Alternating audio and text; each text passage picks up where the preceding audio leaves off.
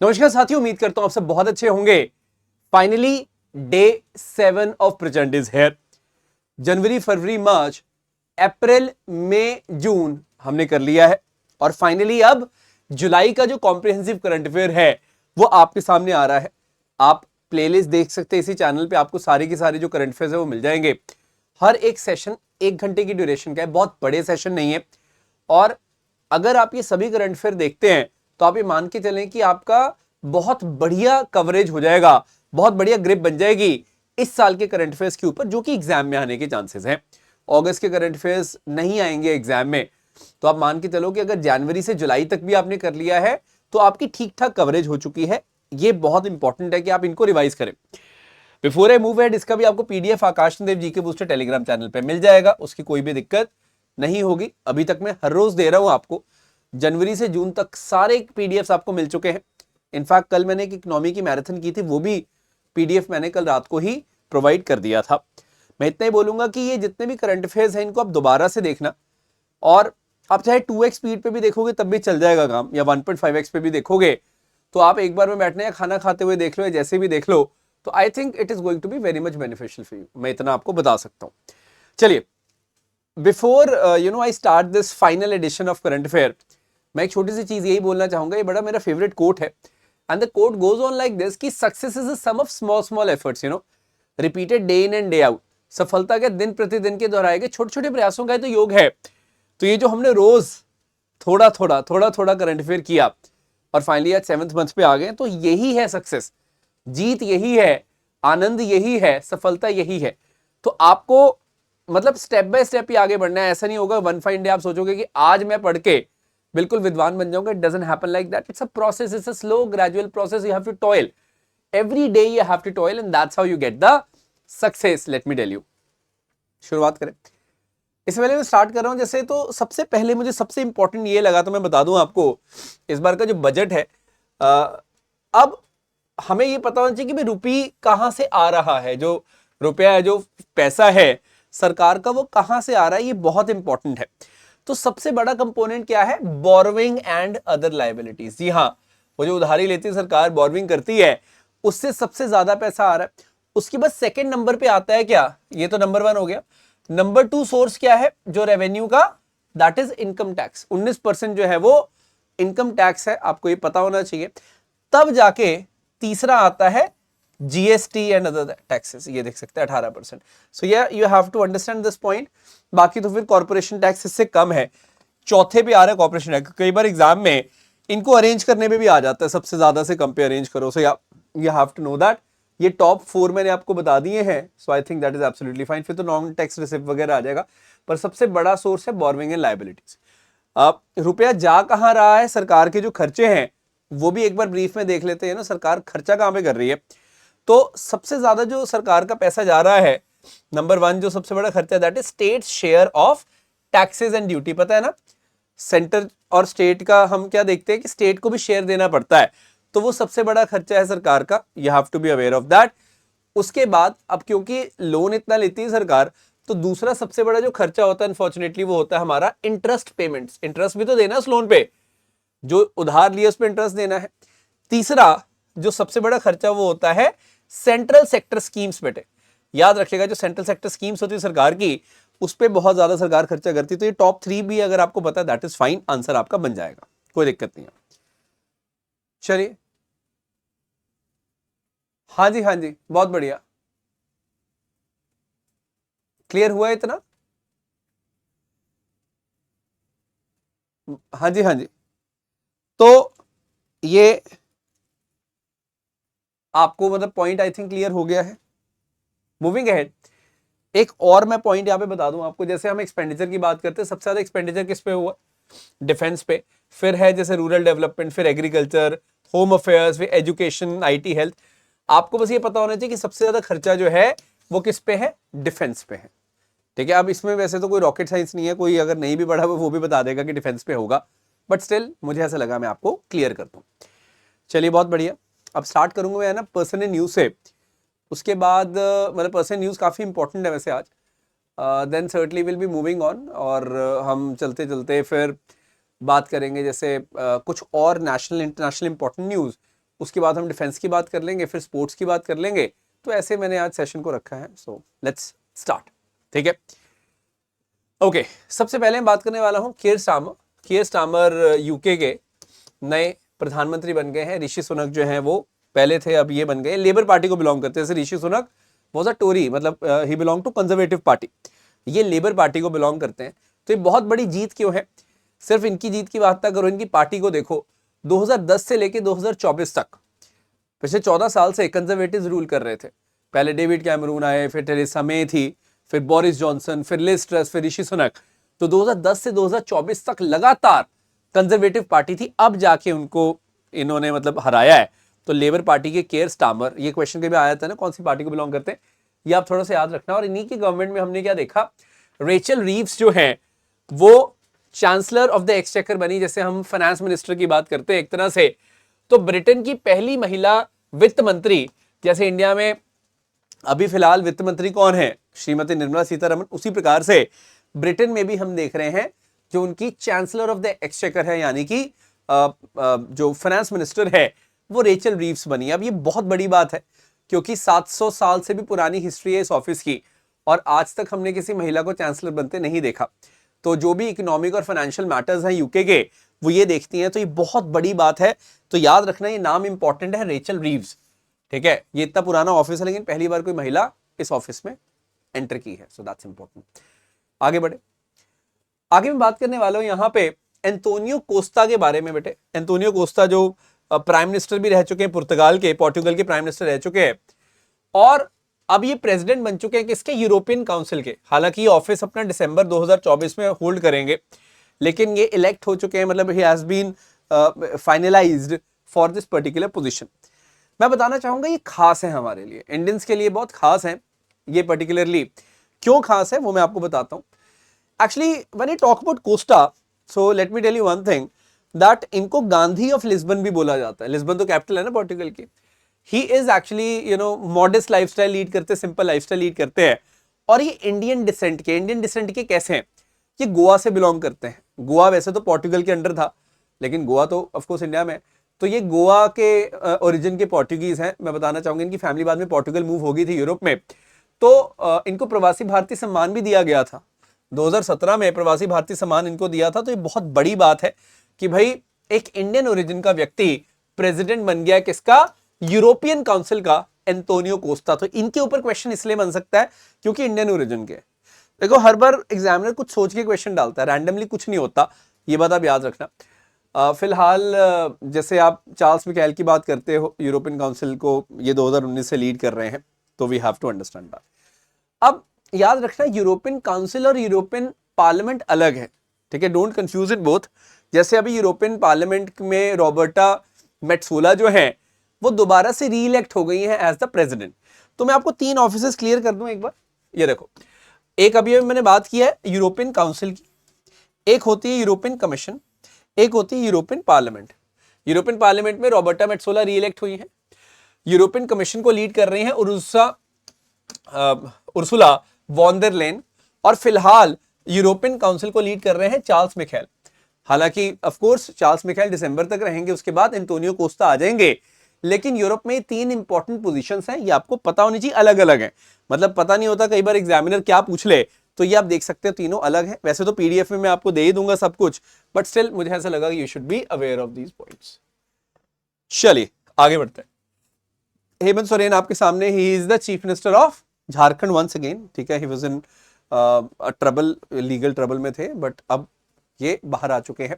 तो इनसे पहले चंपाई सोरेन जो है, he was the one, and finally Hemant Soren is back. तो आप देख सकते हैं हेमंत सोरेन जो है वो टाइम टू टाइम झारखंड के चीफ मिनिस्टर हैं। इनके फादर शिबू सोरेन भी चीफ मिनिस्टर थे झारखंड के। तो इसमें बहुत ज्यादा डिटेल में जाने लायक तो कुछ है नहीं, you should be aware of this point. Is that clear? आगे बढ़े। ये मैंने वैसे कल के करंट अफेयर में भी कराया था। Masoud Pezeshkian is the new president of Iran. तो बस इतना आप याद रख लेना, ईरान के प्रेसिडेंट हमारे लिए इंपॉर्टेंट है, इंडिया के अच्छे रिलेशंस है। तो मसूद पेजेशकियान इनका नाम है बेसिकली।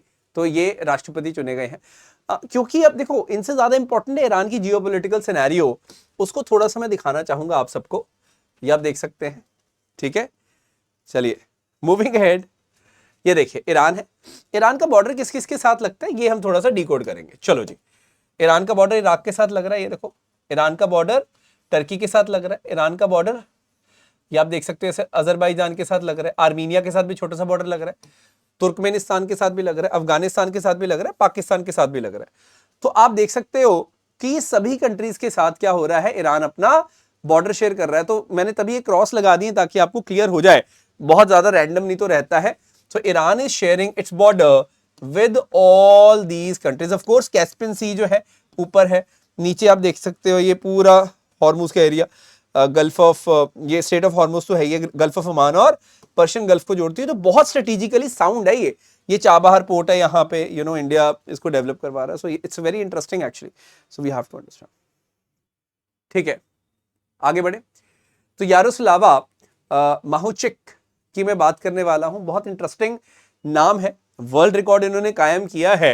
तो पर्सनल न्यूज के अंदर इनको भी कवर करेंगे हम लोग। यूक्रेन को बेटे बिलोंग करती हैं यारोस्लावा माहुचिक, इनका नाम है। इन्होंने क्या किया, इन्होंने बहुत शानदार वर्ल्ड रिकॉर्ड बेटे कायम किया। किसमें? हाई जंप में। मैं आपको बताना चाहूंगा कि इन्होंने टोक्यो के अंदर तो ब्रॉन्ज मेडल जीता ही था, अभी रिसेंटली पेरिस के अंदर ये गोल्ड मेडल लेकर आई हैं। किसमें? हाई जंप में, एथलेटिक्स में। Very important. और आप हैरान रह जाएंगे इनकी जंप की हाइट कितनी है। इनकी जंप की हाइट है 6 फुट से भी ज्यादा, 6 फुट 10.5 इंच, मतलब 2.1 मीटर। मतलब खुद सोचो, तो इन्होंने वर्ल्ड रिकॉर्ड बना दिया है for highest jump by a woman. एक महिला के द्वारा सबसे हाईएस्ट जंप इन्होंने मारी है। पेरिस डायमंड लीग हुई थी, वहां पे जुलाई में इन्होंने किया था। तो पेरिस में जुलाई में इन्होंने कारनामा किया, और उसके बाद अभी रिसेंटली जो ओलंपिक्स हुए इसमें भी शानदार प्रदर्शन करके दिखाया है यारोस्लावा माहुचिक। तो ये क्वेश्चन आ सकता है, यारोस्लावा माहुचिक कहाँ की है या फिर कौन से स्पोर्ट्स के अंदर बिलोंग करती है, बिकॉज वर्ल्ड रिकॉर्ड कायम किया इसलिए हमारे लिए इंपॉर्टेंट है। So we have to understand that. Got it? चलिए आगे बढ़ते हैं। मोदी जी काफी न्यूज में थे because honourable prime minister of India Narendra Modi जो है, इनको रशिया का हाईएस्ट सिविलियन ऑनर दिया गया। इसका नाम क्या है जो गले में इन्होंने पहना है? It is known as order of Saint Andrew. बहुत बड़ा ऑनर है। तो वहां का civilian order of Saint Andrew. Question आता कई बार कि ऑर्डर ऑफ सेंट एंड्रयू किसको मिला है, तो नरेंद्र मोदी जी को मिला है। आप देख सकते हैं गले में इन्होंने पहना हुआ है। रशिया की जो एम्बेसी है, इन्होंने प्रॉपर तरीके से बड़े ट्वीट भी किया और इन्होंने बताया कि honourable prime minister has been decorated with order of Saint Andrew. ठीक है, अपोस्टल फॉर एक्सेप्शनल सर्विस, जो हमारे स्ट्रेटेजिक रिलेशन है उसको प्रमोट करने के लिए। तो ये आप यहां पर देख सकते हैं, वेरी इंपॉर्टेंट दिस इज। आगे बढ़े। Would like to talk about Elisa de Anda Madrazo.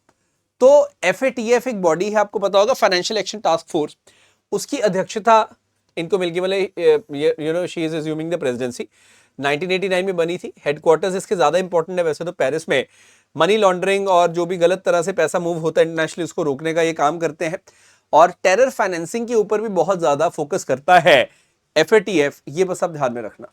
तो इसमें ये पर्सन इन न्यूज से ज्यादा इंपॉर्टेंट है। FATF के बारे में आपको बताओ कि हेडक्वार्टर्स कहां पे हैं, they are based in Paris. तो ये आपको पता होना चाहिए, एज सिंपल एज दैट।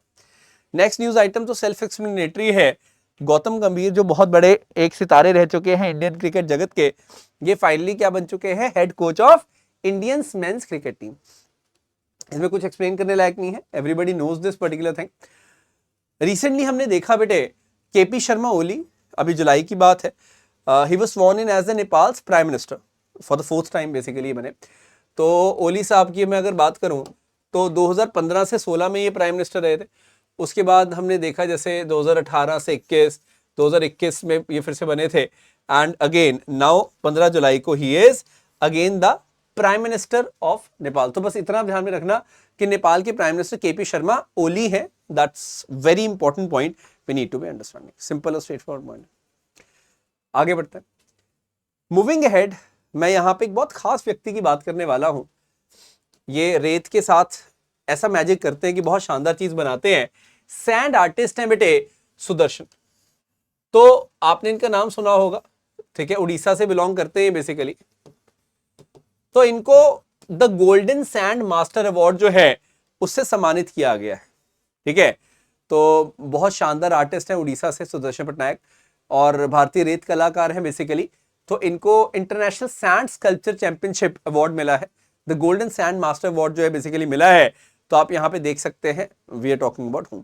तो ये आता है कि भाई सुदर्शन पटनायक किस फील्ड से जुड़े हुए हैं, तो he is associated with sand art, तो इनको तो इंटरनेशनली माना ही जाता है, इसमें तो कोई शक नहीं है।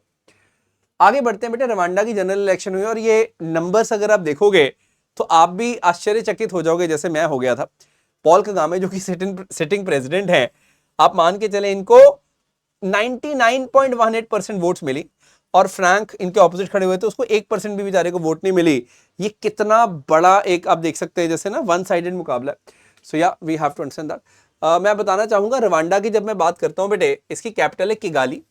ये आप देख सकते हैं रवांडा, एक तरफ यहाँ पे बुरुंडी भी है, तंजानिया भी है, युगांडा है, कॉन्गो है। सो बहुत छोटी कंट्री लेकिन अच्छी डेवलपमेंट यहाँ पे हो रही है। जुलाई के अंदर ही इलेक्शन हुई और दोबारा से पॉल कगामे आ चुके हैं। तो मैं बताना चाहूंगा कि सन 2000 में भी इनके प्रेसिडेंसी थी, मतलब ये 2000 से मतलब पिछले 24 साल से 24 ईयर से पॉल कगामे जो है वो सिंगल हैंडेडली लीड कर रहे हैं किसको, रवांडा को। ये आप याद रखिएगा, रवांडा को लीड करने वाला व्यक्ति पॉल कगामे। तो क्योंकि 24 साल से, तो हो सकता है डायरेक्टली क्वेश्चन इसके ऊपर आ जाए। We have to be very clear in this, got it. आगे बढ़े, मूविंग अहेड, अभिनव बिंद्रा जो है इनको ओलंपिक ऑर्डर दिया गया बाय आईओसी। ये बहुत बड़ी बात है, इंटरनेशनल ओलंपिक कमेटी ने इनको ओलंपिक ऑर्डर से बेटे सम्मानित किया है। सबसे पहले तो आपको ये बात पता होनी चाहिए, हालांकि 10 अगस्त को बाद में दिया गया, लेकिन अनाउंस जुलाई में हो चुका था, इसलिए मैं जुलाई के करंट अफेयर में इसको कवर कर रहा हूं। बस इतना ध्यान में रखना कि इंटरनेशनल ओलंपिक कमेटी के हेडक्वार्टर्स कहां है, लॉजेन, जो कि स्विट्जरलैंड में। ये क्वेश्चन आपको डायरेक्टली आ सकता है इंटरनेशनल ओलंपिक कमेटी के बारे में। तो yeah we are suppose to have a basic idea on this point. Clear है, आगे बढ़े, चलिए मूविंग अहेड। एक बहुत इंटरेस्टिंग चीज मैं आपको बताना चाहूंगा, इंटरनेशनल ओलंपिक कमेटी ने बेटे अनाउंस किया ओलंपिक ई स्पोर्ट्स गेम्स जो हैं वो कौन होस्ट करवाएगा, वो होस्ट करवाएगा the kingdom of Saudi Arabia. ये बहुत बड़ी बात है, ये इनॉग्रल मुकाबला होगा, पहली बार होगा कि ओलंपिक ई स्पोर्ट्स गेम्स होंगी, क्योंकि पहले तो कभी हुई नहीं। तो 2025 में होंगी, कहां पे होंगी, सऊदी अरेबिया में। दिस इज वेरी इंपॉर्टेंट कि ये कब होंगी और ये कहां पे होंगी। सो ये आपको पता होना चाहिए कि सऊदीया में होंगी 2025 में। नाउ मतलब इस तरह की न्यूज होती है, कई बार आप पढ़ते नहीं हो लेकिन एग्जाम में जब आती है तो बंदा फंस जाता है। तो आपको एक ठीक ठाक आइडिया होना चाहिए वेन्यूज के बारे में, तो खास तौर पे ये एग्जाम में आ सकते हैं, है ना। मूविंग अहेड, सऊदी अरेबिया की मैं एक बात आपको बताना चाहता हूं बहुत इंटरेस्टिंग। रियाद इसकी कैपिटल है, वी ऑल नो दैट, ठीक है। ये वाला एरिया काफी डेवलप कर रहा है, यहाँ पे न्योम सिटी वगैरह बना रहा है, ये अपना जो नॉर्थ वेस्ट का एरिया है। Saudia is developing to a next level all together. यहाँ पे बहुत सारे मतलब फ्यूचरिस्टिक जो प्रोजेक्ट्स आ रहे हैं, उनमें से ही एक है न्योम। तो कई बार आता है ना कि न्योम कहां से एसोसिएट करता है, तो Neom is associated with Saudi Arabia, ये आप ध्यान में रखिएगा। Got it. आगे हम लोग बढ़ते हैं बेटे, मैं अब थोड़े से आपको वेन्यूज का आइडिया देना चाहता हूं, this is very much important. जैसे हमने क्या देखा कि विंटर गेम्स की कई बार बात आती है, जैसे 2022 में बीजिंग में हुई थी विंटर गेम्स, 2026 में अभी हमने देखा है कि इटली में होगी, जो मिलानो कॉर्टिना एरिया है। उसके बाद 2030 में कहां होगी, फ्रेंच एल्प्स में होगी। और 2034 की भी अनाउंसमेंट हो गई है, लेक सिटी उठा जो है वहां पे होगी। तो ये काफी इंपॉर्टेंट है। विंटर गेम्स की मैं बात कर रहा हूं, जैसे ओलंपिक्स दो तरह के होते हैं, अभी जो हुआ समर ओलंपिक्स था, एक विंटर ओलंपिक्स भी होता है, ठीक है। तो ये आप ध्यान में रखना कि समर ओलंपिक्स विंटर ओलंपिक्स अलग अलग है, ये वाले वेन्यूज भी इंपॉर्टेंट है। तो बस इतना आप याद रखना कि 2026 का विंटर ओलंपिक गेम्स कहां पे हो रहा है, इटली में हो रहा है, दिस इज इंपॉर्टेंट। और 2030 का तो चलो फ्रेंच एल्प्स में होगा, उसके बाद 2034 का सॉल्ट लेक सिटी उठा, this is very important point, we have to understand. उसके बाद जैसे अभी फिलहाल पेरिस में हो गया है बेटे कंक्लूड, अगला है लॉस एंजलिस यानी कि यूएसए, और उससे अगला है क्वींसलैंड, है ना, ब्रिस्बेन में, ऑस्ट्रेलिया। तो उसके बाद 2036 का अभी we are yet to see, finalise होना है, ठीक है। मतलब पीपल आर गेसिंग कि हो सकता है इंडिया में भी हो, सो लेट्स सी क्या होता है। आगे बढ़े, एक और व्यक्ति बहुत न्यूज में थे, इनका नाम है मनोलो मार्क्वेज। इनको हेड कोच बनाया गया किसका, इंडियन मेंस फुटबॉल टीम का। ये वैसे स्पेन से बिलोंग करते हैं, बहुत अच्छे फुटबॉलर हैं अपने टाइम के। तो मनोलो मार्क्वेज से उम्मीद है कि ये बहुत अच्छा गाइड करेंगे जो इंडियन फुटबॉल टीम है, तो उसको उसी के लिए इनको यहां पर लाया गया है, इस बहुत बड़ी पोजीशन पे, इस बहुत जिम्मेदारी के पद पे इनको यहां पर लाया गया है। क्लियर है।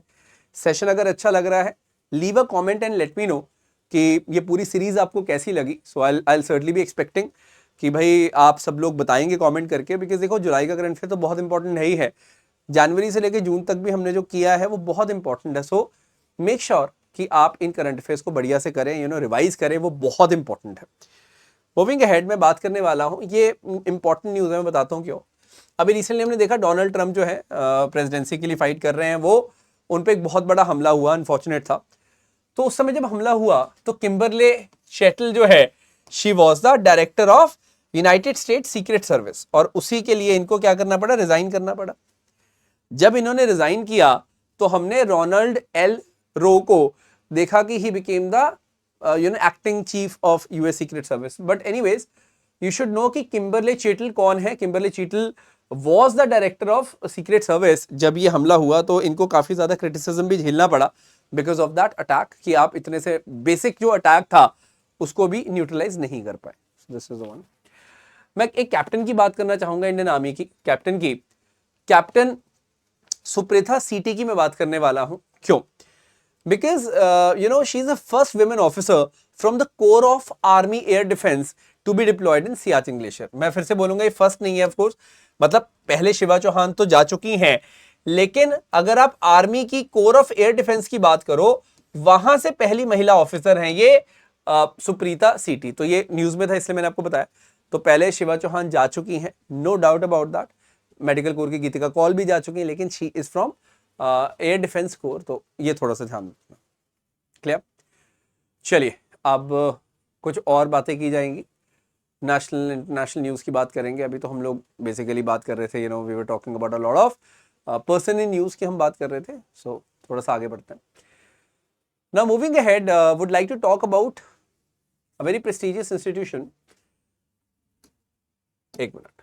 हाँ, स्वप्ना कलिंगल को मिला है बेटे स्पाइस अवार्ड 2024। ये बहुत इंटरेस्टिंग अवार्ड है। क्या मिला है? Spice award.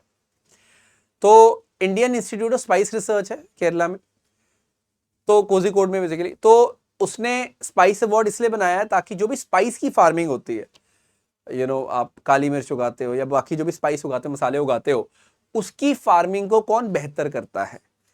तो वो अवार्ड किसको मिला है? स्वप्ना कलिंगल को मिला है। ये इंपॉर्टेंट है। आईएएसआर वैसे भी न्यूज में बना रहता है, जैसे इन्होंने एक ना पेपर, ब्लैक पेपर वाले काली मिर्च की वैरायटी बनाई थी, बहुत शानदार, जिसको बोला जाता है आईएएसआर चंद्रा। तो ये भी क्वेश्चन आया था एग्जाम में कि चंद्रा किस चीज की वैरायटी है। तो चंद्रा एक ब्लैक पेपर की वैरायटी है, ठीक है। तो आईएएसआर इंडियन इंस्टीट्यूट स्पाइस रिसर्च की हम बात करते हैं, तो वो इसलिए बहुत ज्यादा न्यूज में था because of this black paper. So yeah we need to understand, इसकी प्रोडक्टिविटी बहुत ज्यादा है, यील्ड बहुत ज्यादा है। तो मतलब ऑफ कोर्स जो किसान भी इसमें खेती करेंगे उनको फायदा होगा, ये ध्यान में रखें। मूविंग अहेड, आपको पता होगा यहाँ पे अवार्ड्स वगैरह दिए जाते हैं जो राष्ट्रपति भवन है, इसको बोलते हैं हम लोग दरबार हॉल। क्या बोलते हैं इसको? दरबार हॉल बोलते हैं। इसको बेटे रीनेम कर दिया गया। रीनेम करके क्या बनाया हमने? गणतंत्र मंडप। क्या बनाया? गणतंत्र मंडप। तो राष्ट्रपति भवन का ये जो दरबार हॉल है, इसको अब गणतंत्र मंडप के रूप में मतलब बोला जाएगा। ये काफी इंपॉर्टेंट है, तो ये थोड़ा सा ध्यान में रखना। उसी प्रकार से ना वहां पे एक बॉल रूम हुआ करता था, जिसको बाद में हम अशोका हॉल के नाम से जानते थे, उसको भी अब हमने रीनेम करके क्या कर दिया है? अशोक मंडप। तो सवाल मैं बताता हूं आपको कैसा आ सकता है। सवाल आ सकता है कि अशोक मंडप और दरबार गणतंत्र मंडप और अशोक मंडप न्यूज में थे, ये कहां पे हैं? तो ये राष्ट्रपति भवन के हॉल्स हैं, मेन हॉल्स हैं। ये बात आप ध्यान में रखिएगा, ठीक है। तो ये अशोक मंडप बन गया और ये गणतंत्र मंडप बन गया। इंपॉर्टेंट। आगे बढ़ते हैं बेटे। हमने क्या देखा है, ओएनजीसी विदेश लिमिटेड ने जो अजरबैजान के ऑयल फील्ड्स हैं उसमें काफी ज्यादा इन्वेस्टमेंट बढ़ा दी है। अजेरी, चिराग, गुनाशली जो इनका पूरा का पूरा एरिया है, अगर मैं आपको दिखाऊं, ये वाला जो एरिया है ना कैस्पियन सी में, तो मैं बताता हूँ क्वेश्चन ऐसा बनता है कि रिसेंटली गुनाश was in a lot of news.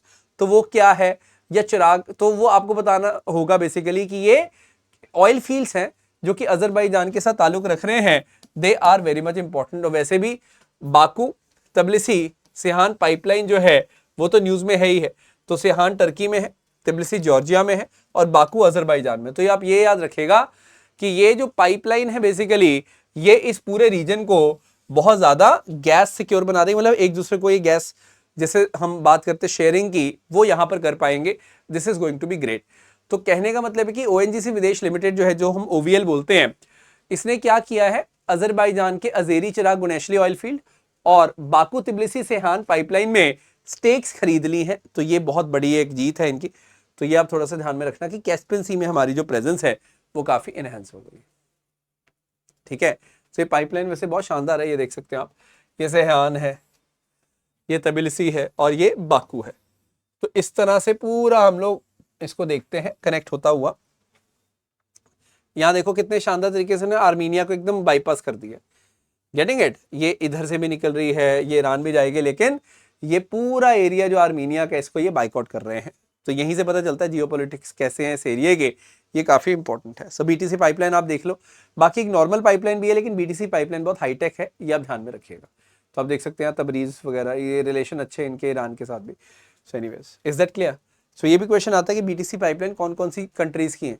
तो अब आपको मैप मैंने दिखा दिया, अब आप कभी नहीं भूलेंगे। आगे बढ़े, मूविंग अहेड। हम लोग कई बार बात करते हैं चरायदेव मैदान कहाँ पे है बेटे, असम में है। ब्यूटीफुल स्टेट ऑफ असम जो है वहां पे है, नॉर्थ ईस्ट में। तो they have been nominated to become North East first world heritage site in the cultural category. अभी तो कोई भी कल्चर वर्ल्ड हेरिटेज साइट वहां पे नहीं है, तो हो सकता है कि पहली यही बने। तो ये आपको थोड़ा सा पता होना चाहिए। अभी मतलब ऑफ कोर्स इसके ऊपर कार्रवाई चल रही है, बनेगी कि नहीं बनेगी वो देखना होगा, लेकिन we have to know this thing कि मतलब अगर ये होता है तो 43rd वर्ल्ड हेरिटेज साइट ये बन जाएंगे। बहुत सुंदर ये बरियल्स है, होम टाइम के बरियल्स है, आप यहाँ देख सकते हैं। Very nicely curated monuments these are. तो ये आपके समक्ष है। आगे बढ़ते हैं बेटे, हज कमेटी ऑफ इंडिया का नाम आपने सुना होगा। तो गवर्नमेंट ने डेजिग्नेट कर दिया है ministry of minority affairs as the new nodal ministry of Haj committee, replacing the ministry of external affairs. ये बहुत बड़ी बात है। पहले हम लोग क्या देखते थे, हज committee ministry of external affairs के अंडर आती थी, लेकिन अब ये मिनिस्ट्री ऑफ माइनॉरिटी अफेयर्स के अंडर आएगी। ये क्वेश्चन आपको डायरेक्टली आ सकता है, that's why it's very important. ये आप ध्यान में रखिएगा, ठीक है जी। तो अब हज समिति जो है वो अल्पसंख्यक मामलों जो मामले हैं उसके मंत्रालय के अधीन आएगी, ये आप याद रखें। Simple and straightforward point. Again मतलब these are the things you can't afford to miss when you are preparing for any examination. किसी भी एग्जाम की आप तैयारी कर रहे हो, ये चीजें आप मिस नहीं कर सकते किसी भी कीमत पे, है ना। आगे बढ़े। एक्सरसाइज एक आर्मी की बहुत न्यूज में थी, मिलिट्री एक्सरसाइज बहुत न्यूज में थी। इट इज एक्सरसाइज कौन सी, मैत्री 2024।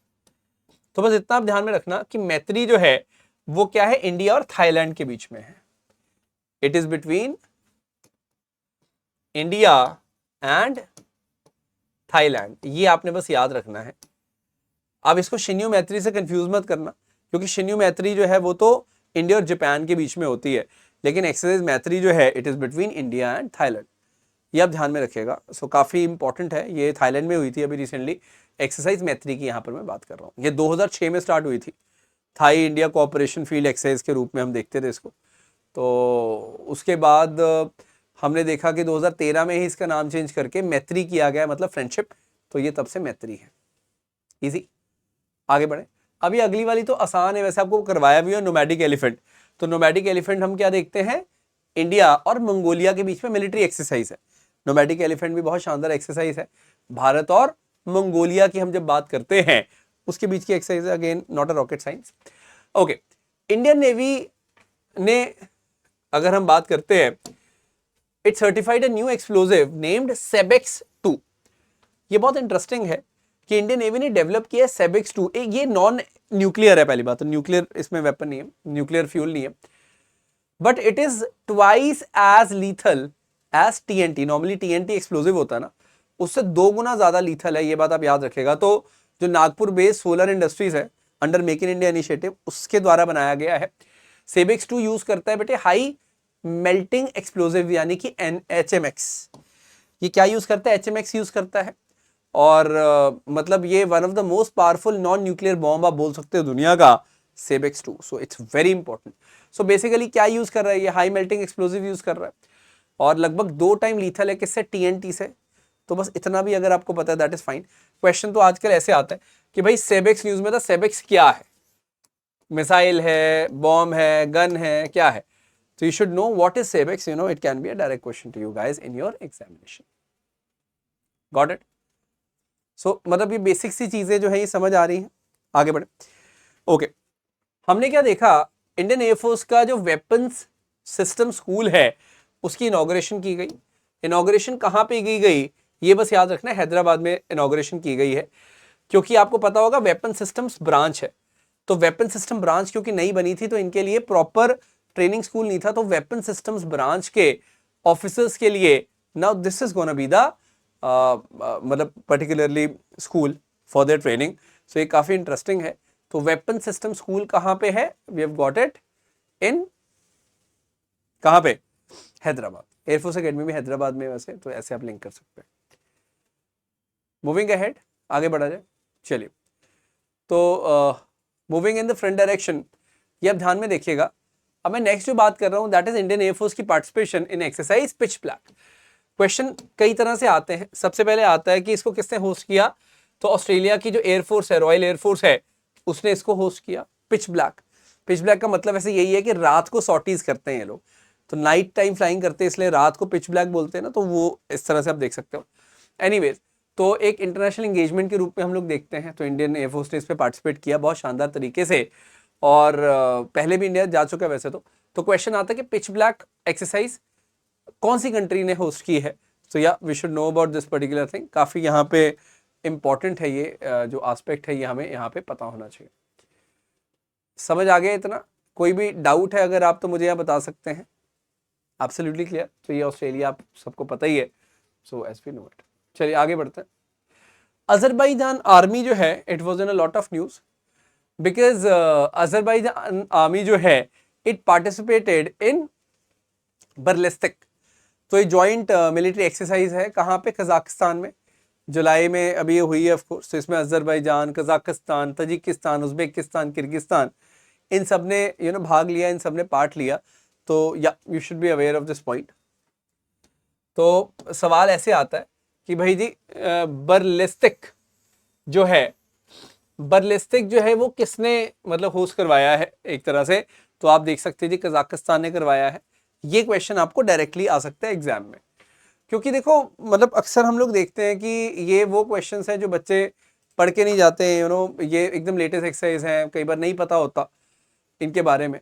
तो बस इतना आप ध्यान में रखना कि मतलब we have to have a basic idea कि भाई किसने होस्ट कराई है। अगर इतना ही पता है दैट इज एब्सोल्युटली फाइन, है ना? तो ये काफी ज्यादा इंपॉर्टेंट है, बस इतना आपको पता होना चाहिए। भाई चाइना वगैरह इसमें इन्वॉल्व नहीं है, वो लोकल रीजनल लेवल पे हुआ है, ये बस आप ध्यान में रखना। कजाकिस्तान में हुआ है, so Kazakhstan has done a phenomenal job. ये क्लियर? अब आप यहां देखो, कजाकिस्तान है, किर्गिस्तान है, तजिकिस्तान, उज्बेकिस्तान, तुर्कमेनिस्तान नहीं है। तुर्कमेनिस्तान कभी भी इन चीजों में पार्टिसिपेट नहीं करता, वो न्यूट्रल ही रहता है, उसकी जगह अजरबैजान। एनीवेज, इंडिया ने इंडिजिनस लाइट टैंक जो है उसको अनवील किया, उसको सबके सामने रखा है लाके। This is quite an important one. और मैं किसकी बात कर रहा हूँ यहाँ पे? जोरावर की। तो ये जो जोरावर टैंक है ये काफी ज्यादा न्यूज में था, so that's why we need to be having a brief idea about that. वैसे तो डोगरा जनरल हुआ करते थे जोरावर सिंह, ये 19th सेंचुरी में बहुत ब्रेव जनरल थे, तो इनके नाम पे इसका टैंक का नाम पड़ा है, ये भी कई बार पूछ लेता है। और ये बहुत ही शानदार टैंक है, इसमें कोई शक नहीं है। DRDO has done that. High altitude warfare के लिए बहुत सूटेबल टैंक्स हैं ये, क्योंकि हाई ऑल्टीट्यूड में बहुत हैवी टैंक्स नहीं चलते, मनूवरेबिलिटी ज्यादा चाहिए हमें, तो ये टैंक बहुत बढ़िया रहता है। आगे बढ़े। INS दिल्ली एक शिप है, ये आप देख सकते हो। सो it has one the best ship of eastern fleet award 2024। सो ये बहुत बड़ी बात है वैसे तो मैं आपको इसके बारे में बस इतना बता दूं पहले तो कि ये मेड इन इंडिया शिप है। 1997 में इसको कमीशन किया गया था, और it's build by Mazagon docks, Bombay में वो जो मैज़ागन डॉक्स है उन्होंने बेसिकली इसको बनाया था। So yeah you should be aware of this point. और it's a massive warship we have got. D लिखा हुआ है मतलब डिस्ट्रॉयर है, ठीक है। एफ लिखा होता है तो फ्रिगेट होता है, सो ये आप थोड़ा सा ध्यान रखना। तो इट्स अ बिग वॉरशिप। तो ये विशाखापट्टनम में बेस रहता है, ईस्ट नेवल कमांड, ईस्टर्न जो साइड है इंडिया की कोस्ट लाइन की, वहां पे आप देखते हो इसको। क्लियर है? Moving ahead. चलिए आगे बढ़ते हैं बेटे, खान क्वेस्ट की बात करते हैं। एक मल्टीलेटरल पीस कीपिंग एक्सरसाइज जो है वो कौन करवाता है? मंगोलिया। तो ये आप थोड़ा सा ध्यान में रखना कि खान क्वेस्ट अलग है, नोमैडिक एलिफेंट अलग है। नोमैडिक एलिफेंट सिर्फ इंडिया और मंगोलिया की है। खान क्वेस्ट में हम लोग क्या देखते हैं? That it's a multilateral peace keeping exercise. तो ये अंतर होता है बेसिकली, है ना। मल्टीलेटरल में कई कंट्रीज होंगी, बायलैटरल में 2 कंट्रीज होती हैं। सो ये काफी इंपॉर्टेंट है। सो ये थोड़ा सा ध्यान में रखना। बेसिकली खान क्वेस्ट का क्या है कि 2003 में स्टार्ट हुई थी, तो यूएस और मंगोलिया के बीच में ही होती थी।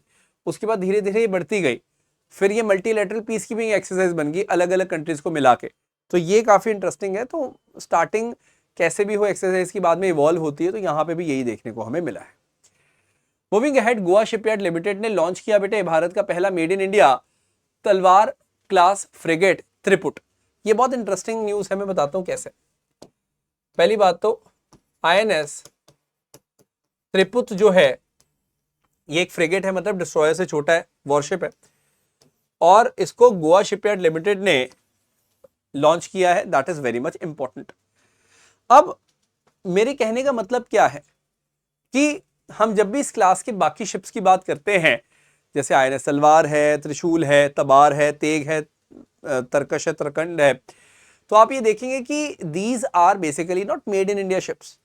तो जब भी मैं तलवार क्लास शिप्स की बात करूंगा तो ये रशियन शिप्स हैं। तो पहली बार हमने देखा है कि कोई भी तलवार क्लास का जो शिप है या तलवार क्लास का मैं बोलूं फ्रिगेट है, that particularly is made in India. So yeah that is one point we have to be understanding.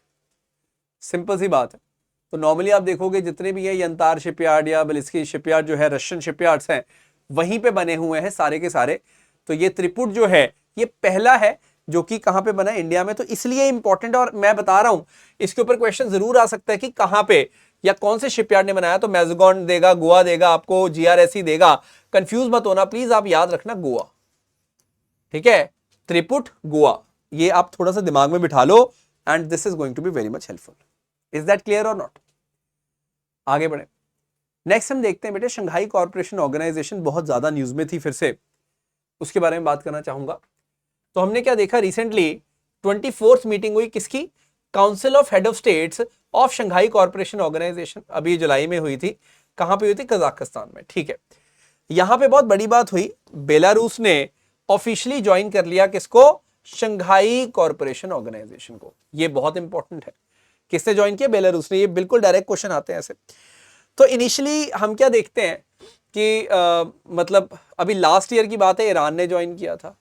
इस साल हम देख रहे हैं बेलारूस ने ज्वाइन कर लिया। उससे पहले हमने देखा था कि इंडिया और पाकिस्तान ने ज्वाइन किया था 2017 में। तो धीरे धीरे हमने क्या देखा है कि एक्सपेंशन हुई है। तो एनीवेज यू शुड नो कि Iran and Belarus are now the part of Shanghai corporation organisation. Very important point this is.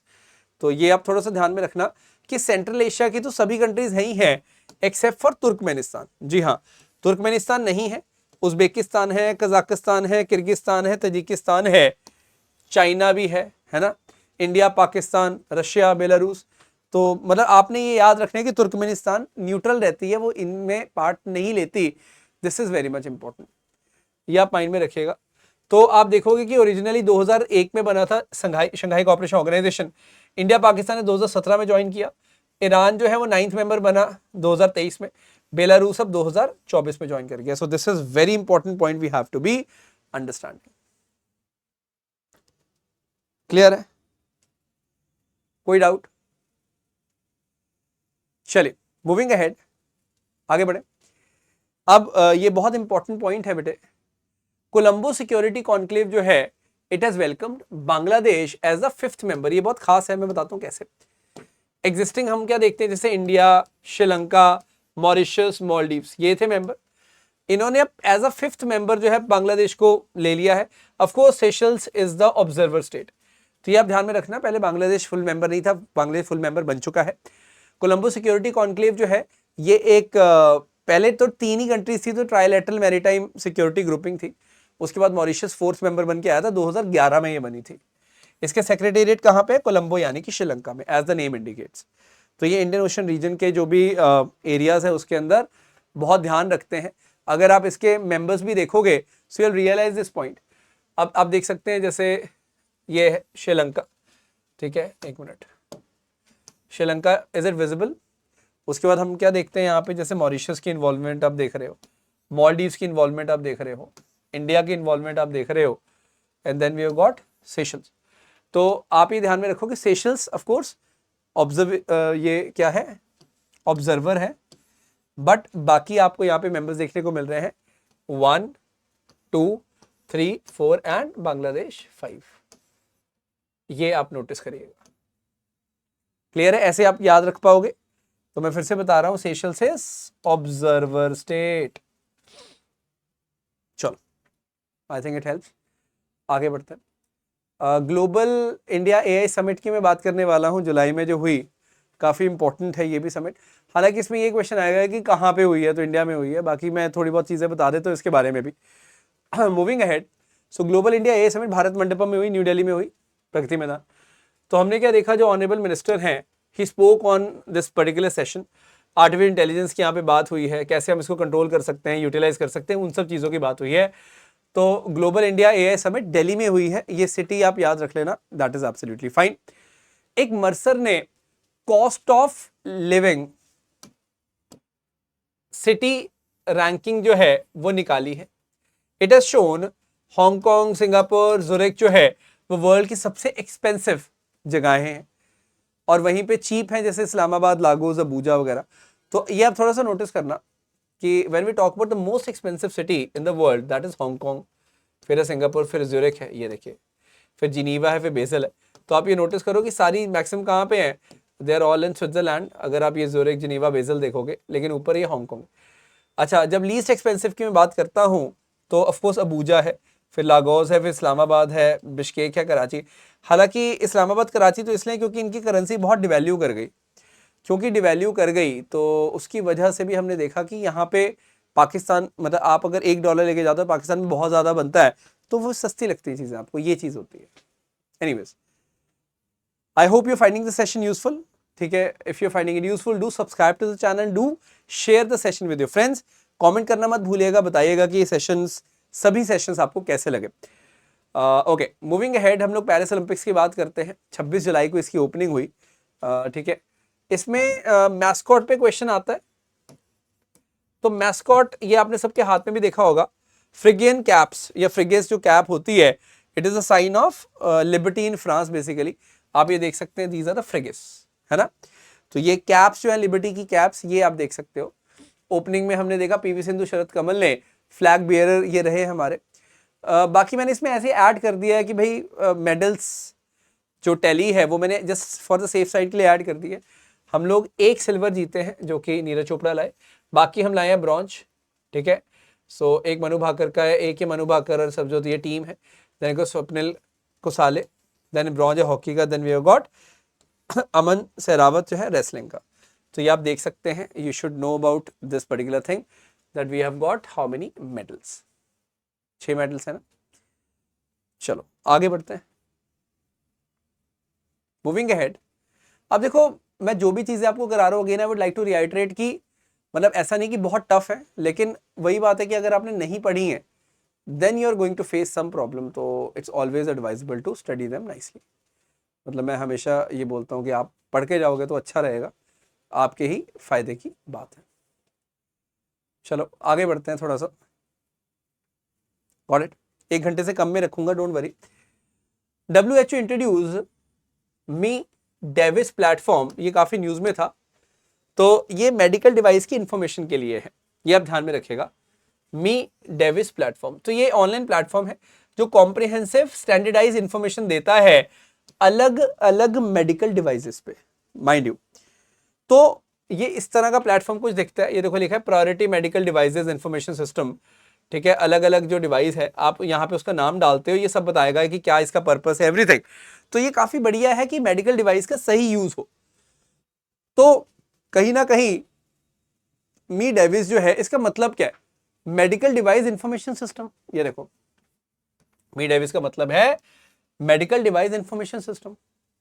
तो एक ऑनलाइन प्लेटफॉर्म है, it's a first global open access clearing house for information on medical devices.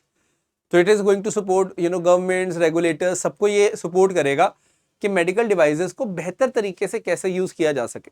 अक्सर कहते हैं ना, it's not about that weapon, it's about the person who is sitting behind that weapon और अ machine और anything else. तो कोई गाड़ी है, जरूरी नहीं कि सब लोग कोई उसको अच्छा चलाएंगे, कोई अच्छा चलाएगा, कोई खराब चलाएगा। वेपन हो या डिवाइस हो, एक ही चीज है। अच्छा, मिनिस्ट्री ऑफ एक नहीं प्रोजेक्ट है, ये भी आने के चांसेस मुझे लग रहा है। प्रोजेक्ट परी, प्रोजेक्ट परी का मतलब क्या है? पब्लिक आर्ट ऑफ इंडिया, ये। So it has been launched by ministry of culture. तो मैं जब बात करता हूं बेटे प्रोजेक्ट परी की, तो बस एक बात ध्यान रखिएगा कि it aims to showcase India's rich artistic heritage through what? Through public art installations. अलग अलग जगह पे पब्लिक आर्ट लगाई जाए। तो मिनिस्ट्री ऑफ कल्चर ने इनिशिएट किया प्रोजेक्ट परी, अभी वर्ल्ड हेरिटेज कमेटी की मीटिंग हुई थी तब। तो सीधा सीधा सवाल आएगा कि प्रोजेक्ट परी किस चीज से जुड़ा है? Public arts of India. कौन सी मिनिस्ट्री का? Ministry of culture. तो ललित कला अकेडमी आप देखते हो मिनिस्ट्री ऑफ कल्चर वगैरह के, तो ये कोऑर्डिनेट कर रही है इसके साथ। तो ये प्रोजेक्ट परी आपको डायरेक्टली क्वेश्चन में आ सकता है। तो अलग अलग स्कल्पचर्स होंगे, नाट्य शास्त्र के, इंडियन टॉयज के, ये सब जो है हमें देखने को यहाँ पे मिलेगा। अभी यूरो कप हुआ जर्मनी में, बर्लिन में हमने देखा फाइनल हुआ, तो बहुत ही शानदार फाइनल था। इसमें कौन जीता है? स्पेन जीत गया और ये इंग्लैंड हार गया। तो ये एक बहुत बड़ी जीत हमने देखा इनके लिए थी। So you should be aware of this particular point. So anyways, Spain ने एक बार और अपने नाम मुकाबला करके मोस्ट सक्सेसफुल टीम बन गई है यहाँ पे। पहले 3 इसकी विंस थी, अब 4 हो गई हैं। तो ये बस याद रखिएगा कि कौन जीता स्पेन। हालांकि अगेन इसके आने की चांसेस कम है, but in case you get this question you should be ready for that. एक मैं बात करने वाला हूं यहाँ पे मानस के बारे में, ठीक है। मानस, पहली बात तो मानस है क्या?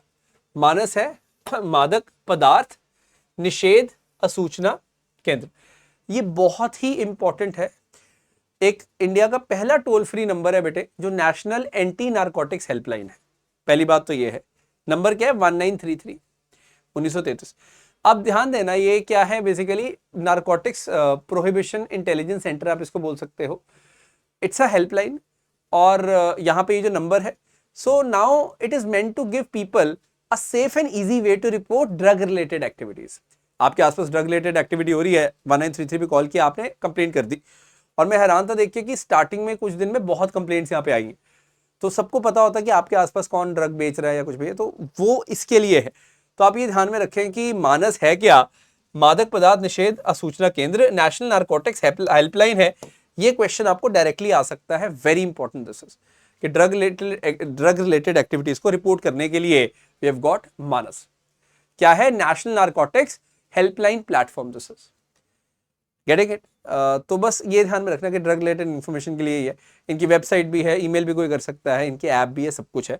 ये नंबर है 1933। Together towards a drug free Bharat, that is what Manas is all about. तो मिनिस्ट्री ऑफ होम अफेयर्स आप देखते हो इन चीजों में काफी एक्टिव रहता है। ये आपके समक्ष है। आगे बढ़े, चलिए मूविंग अहेड। नेक्स्ट जो पॉइंट है उसके ऊपर चलते हैं। Very important this is. India की लॉन्गेस्ट अर्बन टनल जो है वो बनाई जा रही है बोरीवली और थाने के बीच में। अभी मुंबई अगर आप कभी गए हो या मुंबई के बारे में सुना हो तो वहीं का एरिया है। तो India's longest and biggest urban tunnel project जो है वो ये होने वाला है। अभी हालांकि बनेगी तो देखेंगे, बट अभी न्यूज में थी इसलिए मैंने इसके बारे में आपको बता दिया। So I think it's clear everyone. Good. Moving ahead, मैं एक कॉन्फ्रेंस के बारे में बात करने वाला हूं। Second Asia Pacific ministerial conference on civil aviation. तो मैं आपको बता देता हूं, बीजिंग में पहली हुई थी 2018 में, वो फर्स्ट एडिशन था। और अभी ये सेकंड टाइम हो रही है न्यू दिल्ली में, सितंबर में होगी। तो अभी टाइम है, अगले महीने होनी। तो बस इतना आप ध्यान में रखिएगा कि ये मतलब कहाँ पे हो रही है? इंडिया में हो रही है, न्यू दिल्ली में हो रही है। Asia Pacific ministerial conference on civil aviation जो है। अब वही बात है कि इंडिया भी सिविल एविएशन में अच्छा कर रहा है और बेहतर करना चाहता है, तो उन्हीं चीजों के ऊपर ये सब जोड़कर हम लोग देखते हैं। That's the point you got to understand. 3D printing पता क्या होती है? इस तरह से एडिटिव मैन्युफैक्चरिंग भी बोलते हैं ना, ऐसे आप पार्ट डालते रहते मशीन और ये पूरा बन जाता है, इस तरह से कुछ होता है। तो 3D प्रिंटिंग से बनी हुई हमने एक बोर्ड देखी, दुनिया की पहली 3D प्रिंटेड आबरा। तो पहली बात तो आबरा होती क्या है मैं बता दूं। ट्रेडिशनल बोर्ड जो होती है दुबई में उसको आबरा बोलते हैं। तो दुनिया की पहली 3D प्रिंटेड अबरा हमने देखी, वो ट्रायल वॉयज हुई थी उसकी दुबई में। तो पहले मतलब अबरा जो है वो हम 3D प्रिंटिंग से नहीं देखते थे बनी हुई, लेकिन अब फाइनली हमने वो भी देख लिया है। तो ये थोड़ा सा ध्यान में रखिएगा। अबरा, तो अबरा होती क्या है? दुबई में जो बोट्स होती हैं इस तरह की, उनको अबरा बोलते हैं। ठीक है, so it's a Arabic word basically.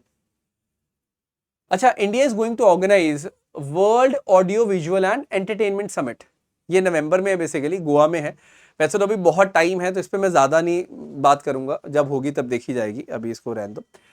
अच्छा, ये मैं आपको बता चुका हूँ, स्पेन विनर बन गया है ना, ये 4 बार जीत गया, तो स्पेन सबसे ज़्यादा सक्सेसफुल टीम बन गई यूरो कप में, इंग्लैंड को हराया इन्होंने। अभी कोपा अमेरिका में भी हमने क्या देखा, कोपा अमेरिका में भी हमने देखा कि बहुत शानदार तरीके से अर्जेंटीना जो है वो जीत गया है। वैसे अगेन इसमें भी बहुत ज़्यादा चांसेस नहीं क्वेश्चन आने के, तो मैं इसको बहुत ज़्यादा बात नहीं करता। हाँ, मैं ये ज़रूर बात करूंगा बेटे कि हम लोग कई बार बात करते हैं किसकी, F1 रेसिंग की।